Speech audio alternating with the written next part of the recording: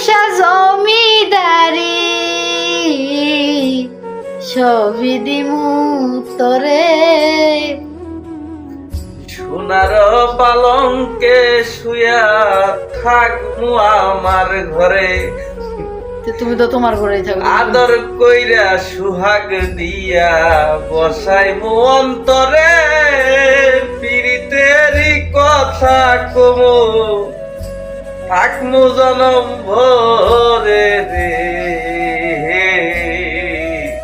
তুই যদি আমার হইতি রে, ও বন্ধু এরকম শিল্পী যদি আপনাদের হইতাম তো,